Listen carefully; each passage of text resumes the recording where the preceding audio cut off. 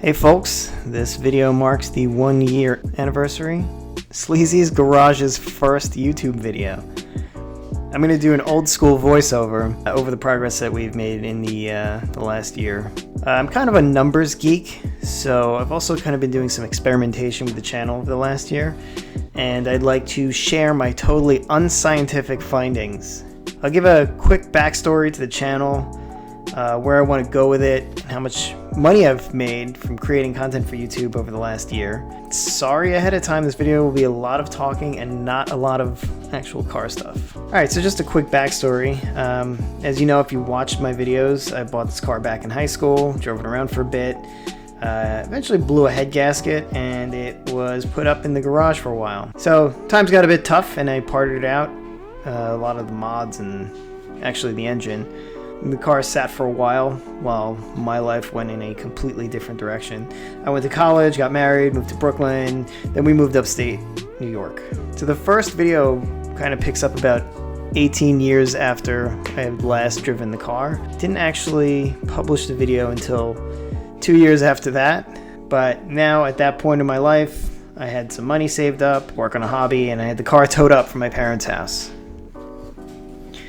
I got started working on it immediately, started filming it, mostly as documentation, and I wanted to film it in such a way that if I wanted to make a YouTube channel at some point, I could, but I wasn't really sure if I wanted to yet. Also, Google Photos was free at the time, so I figured I'd be able to preserve the many gigabytes of video without a problem, so that's a big oof. I worked on it for a good year or so, and then the pandemic hit. Seeing my parents was getting a little bit more difficult, and I wanted to be able to entertain them, give them a way to see me at least somewhat semi-regularly, and give us something to chat about when we talked on the phone. So my major goals at that point were to find a way to increase my interaction with my parents, learn how to edit videos, fix my favorite car, and have an excuse to buy a lot of new tools. I had some other goals as well, like feeling more comfortable in front of a camera, which I'm still not, working on a productive COVID project with my wife, and attempting to learn a bit more about how YouTube works. So I started to learn some free video editing tools. I messed around with a couple that were really bad, and I had a lot of trouble with them. It was really discouraging, and I actually held off creating any kind of video for a long time until I found something better. And now that I had a goal, some tools to accomplish them, I wanted to figure out kind of like a set of rules for how I'd want my experiment to be run for at least the first year.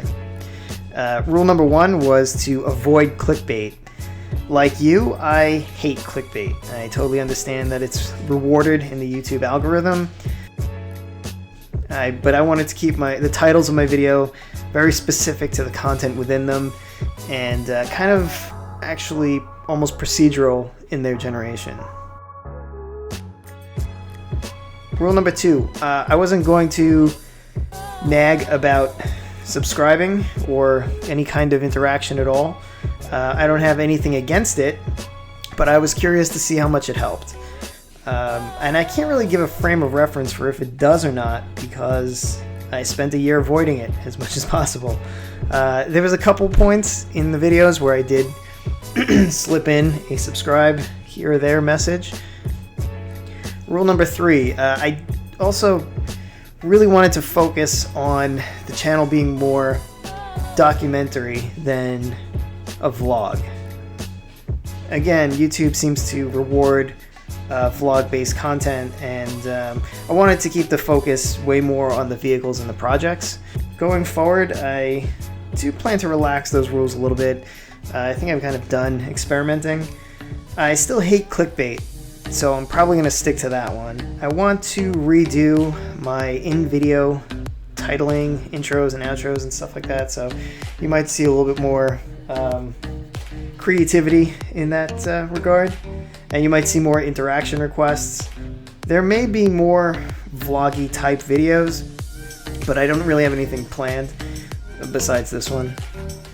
So, how did we do over the year? Here are some quick numbers that I've pulled together that are current as of March 2nd. We published 48 videos, 36 full-length and 10 shorts, which equated to 9 hours and 22 minutes of content. The average gap between videos is around 7.5 days, with 32 days being the longest gap and 1 being the shortest. Total subscribers at the time was 245. I believe it's gone up a little bit since then. Total channel views was 12,235.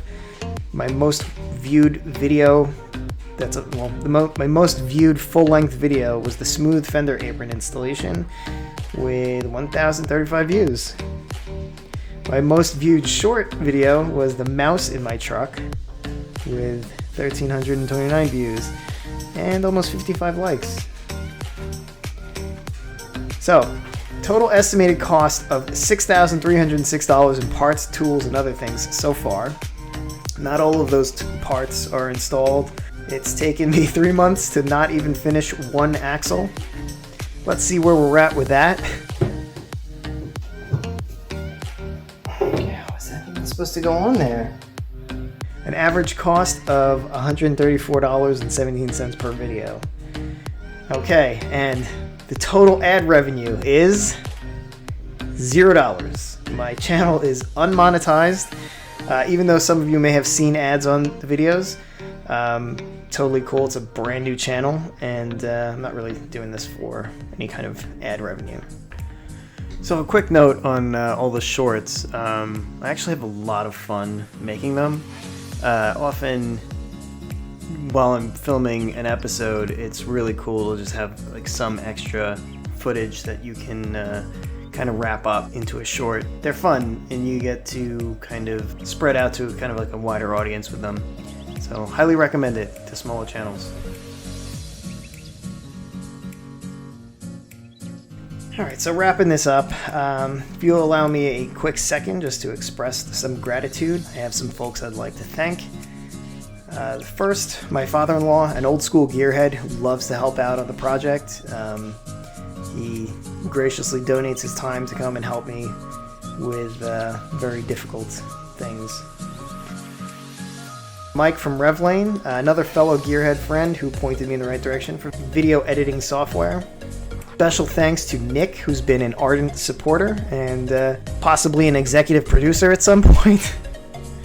I'd also like to thank some of my most vocal subs, Yoda, Speedy Kev, Low, Herb, Payne, Scarface, Joey B, Lee, Ray, Lou, Chris, Candy, Alex, and everybody else in Mystic. Huge thanks to my wife, Mrs. Sleazy, who handles all the artwork, thumbnails, and branding, and who always pushes me to buy the right tool for the job. Of course, my parents and my family. Most of all, you're watching my video, and that makes you a certified badass. So I hope the backstory gives you a better understanding of why my videos are kind of structured as they are, and the reasons why I'm even doing this. You know, besides wanting my car to actually work. So thanks again, and yeah, here's to another year of hobby wrenching.